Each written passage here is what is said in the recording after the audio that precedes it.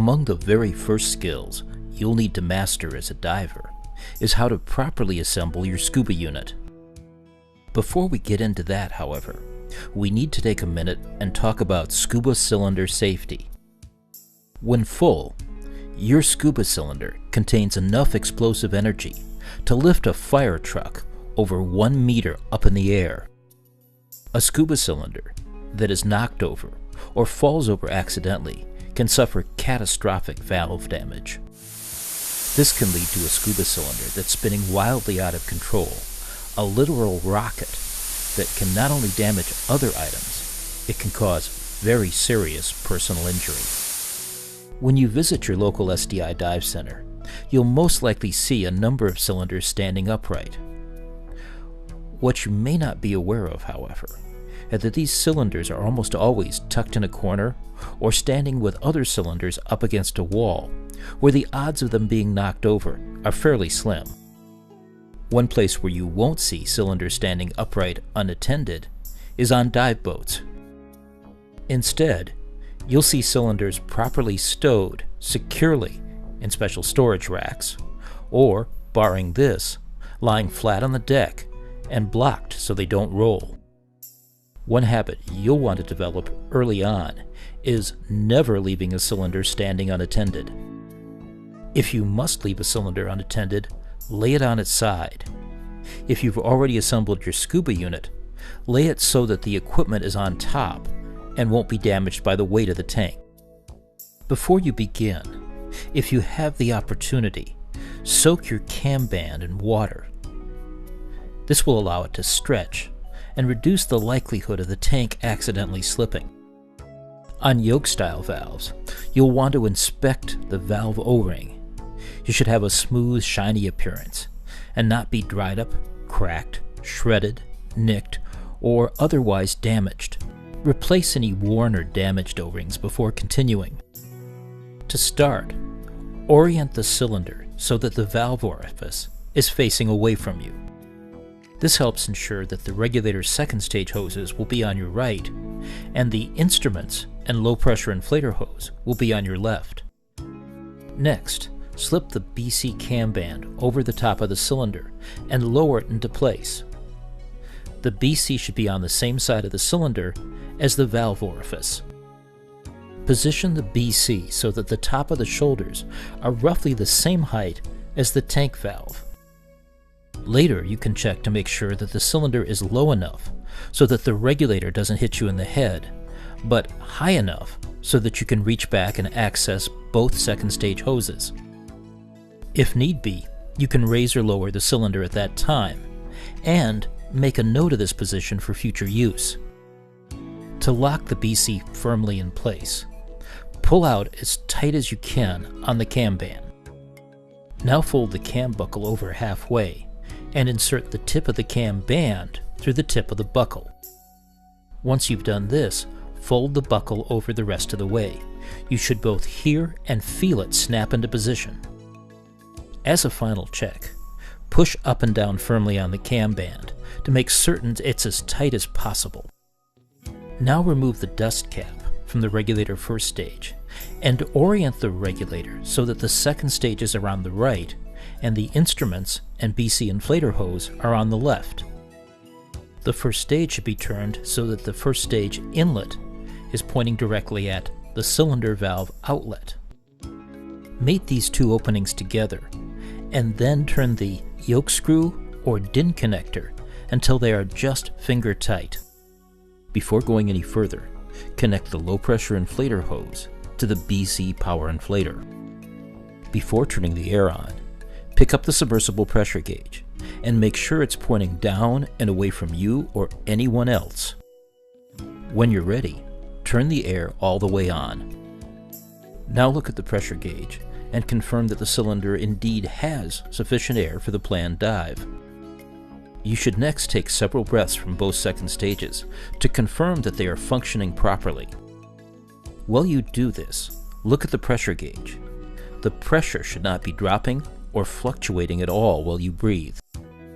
If you've not done so already, your final step should be to secure your alternate air source second stage in a proper retainer and to clip off your instrument console or pressure gauge to one of your accessory D-rings so that it won't dangle freely.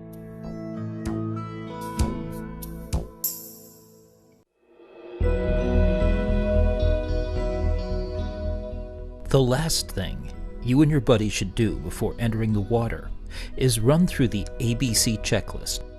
This will help ensure that the 3 pieces of equipment most critical to your safety and health are in working order and ready to enter the water. The A in the checklist stands for air. You and your buddy need to reach back and check to make certain that the other's air is turned on. Bear in mind, though, that divers sometimes mistake right from left and accidentally turn a buddy's air off when they think they're turning it on. Therefore, as a backup to this procedure, you should each take several breaths from your regulator while looking at the pressure gauge. The pressure should not fluctuate as you breathe, nor should it drop with each breath. If it does, you need to stop and have your buddy make sure that your air is turned completely on in the right direction. The B in the checklist stands for BC. As a general rule, you'll want to have your BC at least partially inflated before entering the water. As a minimum, you should check to make sure that your inflation and deflation controls are functioning correctly. The C on the checklist stands for computer.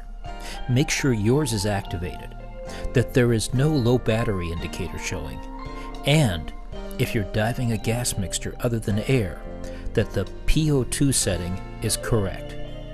That last point is something we cover in greater detail in the Nitrox Diver course. Now you're ready to don the rest of your equipment and enter the water.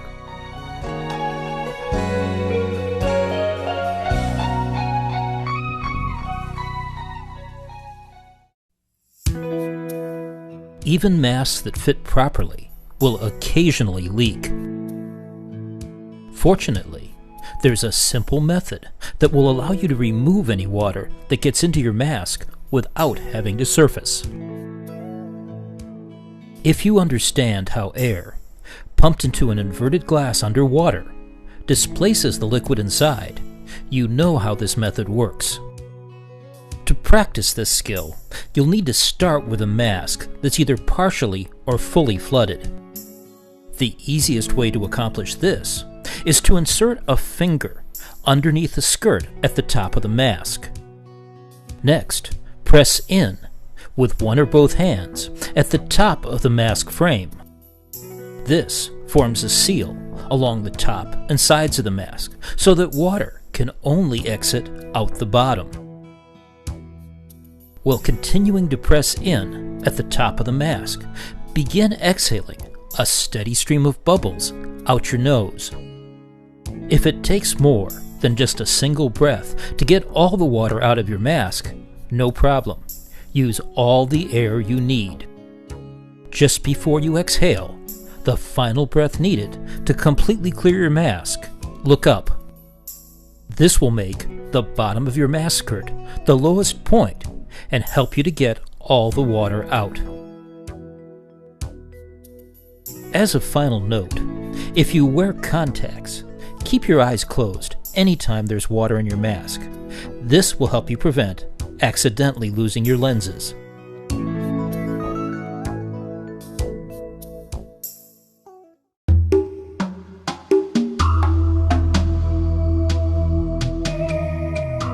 One of the things you'll learn as part of your course is how to deal with a buddy who may be too tired to swim or may be suffering from a leg cramp.